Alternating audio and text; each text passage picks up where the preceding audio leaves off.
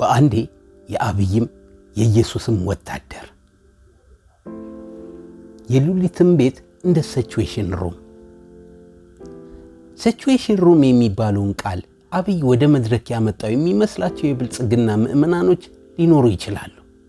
ለእነዚህ ሰዎች ነገርየውን መጀመሪያ ጥቅም ላይ ያዋለው የአሜሪካ ፕሬዝደንት የነበረው ጆን ኤፍ ኬኔዲ መሆኑን ማስታወስ ይገባል። እንደ አውሮፓውያን አቆጣጠር በ1961 ነበር የአሜሪካ ፕሬዝደንቶች የቀውስ ጉዳዮችን ለመምከርና ለማስተዳደር ይሆናቸዋል በሚል ይህንን ክፍል በዋይት ሃውስ ውስጥ የፈጠረው። ከዚያም ዘመናዊ የግንኙነት መሳሪያዎች እንዲገጠሙለት እየተደረገና እየዘመነ መጥቷል። ይህ ክፍል ፕሬዝደንት ኦባማና ሌሎች ባለስልጣናት የአልቃይዳውን መሪ ቢንላደንን ሲገደል ተሰብስበው የአገዳደሉን ሂደት የተከታተሉበት ነው። በኢትዮጵያ የዘመቻ አዳራሽ በሚል ስያሜ በኢትዮ ኤርትራ ጦርነት ጊዜ ተግባራዊ ከተደረገ በኋላ ከዚያ በኋላም የቀጠለ መሆኑን ሰምቻለሁ። አብይ ይህንን ጉዳይ በኢትዮጵያ ለመጀመሪያ ጊዜ ያመጣው አስመስሎ ካወራ በኋላ መቀለጃ ሆኖ ነበር። እኛም ስልክ ተደዋውለን የደረስክ እንዳትዋሽ ከሲቹዌሽን ሩም ሆኜ እያየው ነው እንባባል ነበር ከጓደኞቼ ጋር። ከዚህ በመነሳት ነው የሉሊትን ቤት ሲቹዌሽን ሩሜ ማለቴ። በዚህ ቤት ውስጥ ሆኜ ሁሉንም ነገር እከታተል ስለነበር ነው በዚህ ስም መጥራቴ። ሉሊት እውነተኛ ስም አይደለም። ለደህንነቷ ስል ስሟን ቀይሬዋለሁ። እንደ ታላቅ እየመከረች በአስቸጋሪ ጊዜያት ከጎኔ የቆመች ቁም ነገረኛ እህቴ ነች። መደበቂያዬ፣ ከአሳዳጅ መንግሥት ማምለጫ መሸሸጊያ የሆነች። የደሴ መያዝ እውን ሆኖ የትግራይ ሰራዊት የብልጽግናውን ጦር ከነ ታንኩና መድፉ እያንጋጋ የጨፋ ሮቢትና የሸዋ ሮቢትን ዳገት እያስቧጠጠ በነበረበት ሰዓት እኔ ከሲቹዌሽን ሩሜ ከሁለቱም ወገን የሚሆነውን በደንብ እከታተል ነበር። የትግራይ ሰራዊትን እየመራ የደሴን ምሽግ ሰብረው ከገቡ ኮማንደሮች ለአንዱ ደወልኩለት። መሐመድ ተሰማ ለጥቂት አመለጠን አለኝ። ጀነራል መሐመድ ተሰማን ማለቱ ነው። ወልዩ መሐመድ ሲያድግ ቁርአን እየቀራ የነቢዩ መሐመድን ተአምራት የአላህን አዳኝነት እየተማረ ነበር። ይሁን እንጂ አብይ አህመድ የተባለ ሰው ጠቅላይ ሚኒስትር ከሆነ በኋላ ጴንጤ ሆኖ የኢየሱስን አዳኝነት የሚሰብክ ጀነራል ሆነ። በአንድ ጊዜ የአብይም የኢየሱስም ወታደር ሆነ። አብይ የመከላከያ ኢንዶክትሪኔሽን ዋና ዳይሬክተር አድርጎትም ነበር። እንደ ዕድር ንፍሮ ከሚያድለው ሹመትም የሌተናል ጄኔራልነት ማዕረግም ሾሞታል። የኢየሱስ ሰው መሐመድ አይገባኝም አላለም። ማዕረጓን ተከናነባት። ይህ ሰው በወሎ ግንባር ከዘመቱ ሰዎች አንዱ ነበር። ግን ወገል ጤና ላይ ለጥቂት አመለጠ። መኪናውንና 2 ጠባቂዎቹን መስዋዕት አድርጎ ፈረጠጠ። የቀራኒው ኢየሱስ በደሙ ሸፈነው መሰለኝ ዳነ። ይህ የትግራይ ሰራዊት አመራር አባል ስለዚህ ሰው ማምለጥ ነበር እየተረከልኝ የነበረው። አብይ የወረይሉን የጃማንና የግሽ ራቤልን ኔትወርክ እስከሚዘጋው ድረስ ከዚህ ኮማንደር ጋር ዘልቅ ያለ ውይይት አድርገናል። በተደጋጋሚ ካነሳናቸው ጉዳዮች አንዱ የሰሜን ዕዝ ጥቃት ነበር። ሰሜን ዕዝን ባናጠቃ ኖሮ ይህ አሁን ያለው እድል አይፈጠርም ነበር። ሰሜን ዕዝን በደንብ ማርከነው ቢሆን ኖሮ ደግሞ ይህ ሁሉ አይደርስብንም ነበር አለና ሁለቱንም ሐሳቦች ዘርዘር አድርጎ አብራራልኝ። የሰሜን ዕዝ የአብይ ጉልበት እንዳይሆን ማክሸፍ ነበረብን።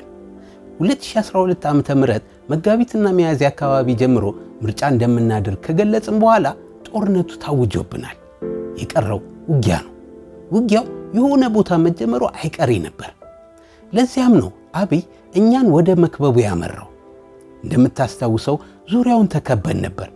ከሁሉም የሀገሪቱ አካባቢ ሶማሊያ የዘመተው የጸረ አልሸባብ ጦር ሳይቀር በትግራይ ድንበሮች ላይ አምጥቶ አስፍሮታል። ኢሳያስ እንኳን ጥቂት ክፍለ ጦሮች ነበር ያስጠጋው። የአማራ ፖለቲከኞች እየሸለሉ ነበር። ግን የእነዚህ ሁሉ ተደምሮ ሰሜን ዕዝ የነበረውን የሚያህል አቅም አልነበራቸው፣ በሰው ኃይል ብዛትና ጥራትም። አብይ ይህንን ሰራዊት በቁጥጥሩ ስር ለማዋል ጥሯል። ሰራዊቱን አስወጥቶ ሌላ ቦታ ለማስፈር ለመቀየጥና አዳዲስ እዞችን አዋቅሮ በጸረ ትግራይ ዘመቻ ላይ ለማሳተፍ ሞክሯል። ግን አከሸፍንበት። አዛዥም ቀየረ፣ አንቀበልም አልነው። ይህንን ሁሉ ሙከራ ያደርግ የነበረው በራሱ በሰሜን ዕዝ እኛን ለማጥቃትና የትግራይን አመራር በሙሉ ለመግደልና ለማሰር ነበር። ሳይሳካለት ቀረ። ስለዚህ የመጨረሻ አማራጭ አድርጎ ያሰበው ያለውን ሰራዊት ሁሉ ከሌላ አካባቢ ወደዚህ ማንቀሳቀስ ነበር። አደረገው። ያኔ እኛ ሰሜን እዝን አጠቃ ነው። ሰሜን እዝ ላይ የከፈትነው ተኩስ 2 ዓላማ ነበረው። አንደኛው የትጥቅ አቅማችንን ማስፋት ሲሆን፣ ሁለተኛው እዙ የአብይ አቅም እንዳይሆን ማድረግ ነበር። እኛ 10,000 የማይሞላ ሰራዊት ነው የነበረን። እጅግ ጥቂት ኃይል ነው። ይህንን ሰራዊታችንን ቢያንስ የትጥቅ ችግር እንዳይገጥመው በማድረግና የአብይን አቅም በማመናመን ወደ ፖለቲካዊ መፍትሄ እንዲመጣ ለማስገደድ ነበር። እዚህ ላይ ግን በእኛ በኩል ስህተት ተሰርቷል። በቂ ዝግጅት ያልተደረገበት፣ ቅንጅት ያልታየበት፣ በሳል አመራር ያልተሰጠበት የያዝ ለቀቅ ኦፕሬሽን ነበር የተካሄደው። በዚህም ምክንያት ሰሜን እዝ እንደፈለግነው ሳይማረክ ወደ ኤርትራ ሸሸ። በነገራችን ላይ እንደተወራው አይደለም። መቀሌ የነበረውን የእዝ አመራርና ትጥቅ ብቻ ነው በተሟላ ሁኔታ የያዝነው። ሌላው አምልጧል፣ ለዚያውም ከነ ትጥቁ። ይህ ጦር ነው ከኤርትራ መጥቶ በድጋሚ ወጋንና መቀለን እንድለቅ ምክንያት የሆነውን ውጊያ ያካሄደው። አሁን ያንን ሰራዊት በተሟላ ሁኔታ ተቆጣጥረነው ቢሆን ኖሮ እኛ መልሰን ለመደራጀትና ራሳችንን ለማዳን ወደ በረሃ መውረድና 8 ወር መንከራተት አይጠበቅብንም ነበር። አብይ በቀላሉ ወደ ድርድር ይገባ ነበር። ግን ደግሞ ያንን እዝ እንደዚህ አድርገን ወደ ተከላካይነት ባናስገባው ኖሮ እንደ ሶማሌ ክልል ነበር የምንሆነው።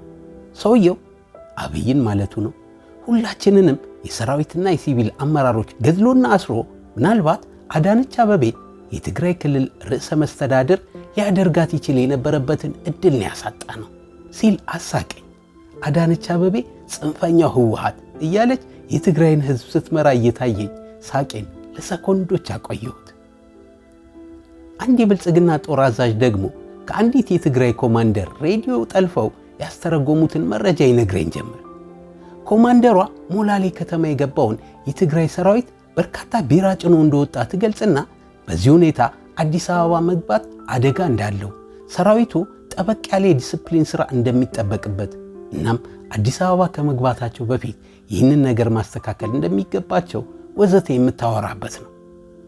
በዚች ከተማ ላይ ህዝቡ እንዲረጋጋና ማንም ሰው እንዳይተኩስ ካስጠነቀቅም በኋላ አንድ የቀበሌ አስተዳደር አንድ የትግራይ ወታደርን ተኩሶ እንደገደለባቸው፣ ከዚያም ሰራዊቱ ተበሳጭቶ የአስተዳዳሪውን ቤት በማጥቃት መላ ቤተሰቡንና እሱንም እንደገደሉት ታብራራለች።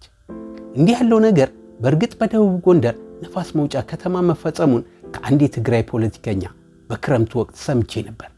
የትግራይ ሰራዊት ከተማዋን ተቆጣጥሮ እንደገባ ከማንም ጋር የመታኮስ ፍላጎት እንደሌለው ገልጾ ተረጋግቶ ተቀመጠ። ይሁን እንጂ ከአንድ መኖሪያ ቤት የተተኮሰ ጥይት አንድን ታጣቂ ገደለባቸው። በዚህ የተቆጣው የትግራይ ጦር በከተማዋ የበዛ ጥፋትና ጥቃት ፈጸመ። ከነዚህ ጥቃቶች በፊት ከባድ የሰብአዊ መብት ጥሰት የተፈጸመው በቆቦና በጭና ነበር። በእነዚህ ቦታዎች ሴቶችን የደፈሩ፣ ንጹሐንን የገደሉ የትግራይ ሰራዊት አባላት ነበሩ። ጭና በተባለ ቦታ ላይ ቢያንስ 30 ሴቶች መደፈራቸውን ለሰብአዊ መብት ድርጅቶች ተናግረዋል። የትግራይ ሰራዊትም ሆነ አመራሮቹ ለደረሰው ጥፋትና ለተፈጸመው ጥቃት ከተጠያቂነት ባያመልጡም በወቅቱ በጉዳዩ ላይ በሰጡት አስተያየት እንደ አመራር ሴቶችን ድፈሩ፣ ንጹሐንን ግደሉ ብለን ትእዛዝ አልሰጠንም። ጥፋት ተፈጽሞ እንደሚሆን ግን እናምናለን። ይህ በገለልተኛ አካል ይጣራና እርምጃ እንወስዳለን ሲሉ ነበር ምላሽ የሰጡት። በሌላ አገላለጽ እኛ በሳንጃኔ የተደፈርነው እነሱ በወንድ አካል ነው ብለን አስገድዶ መድፈርን እንደ ጦር መሳሪያችን አድርገን አልዘመትንም እያሉ ነው። ወታደሮቻቸው ይህንን ድርጊት እንዲፈጽሙ ትእዛዝ ባይሰጡም እንደተፈጸመ ወይም ሊፈጸምበት የሚችል አጋጣሚና ምክንያት እልህና በቀል ያነገበ ወጣት ስለሆነ ሰራዊቱ ውስጥ ያለው መኖሩን አምነው ገለልተኛ አካል ይግባና ያጣራው አሉ። ጻድቃን ገብረትንሳኤ በኋላ ላይ በሰጠው ማብራሪያ የከተማና ሲቪል የወጣት ስብስብ ይዘን ነው ሰሜን ሸዋ የደረስነው ብሎ ገልጾታል። ከመቀለ መያዝ በኋላ አብዛኛው ወጣት ውጊያውን የተቀላቀለው አንድም በድል አድራጊነት ስሜት ተገፋፍቶ፣ ሁለትም ጭፍጨፋ የፈጸመብንን አገዛዝ መበቀል ይቻላል በሚል መንፈስ ተነሳስቶ፣ ሶስትም ታጋዮቹ ድል አድርገው ከተማ ሲገቡ እኛ ተቀምጠን ተገኘን በሚል የራስ ወቃሽነት ነው።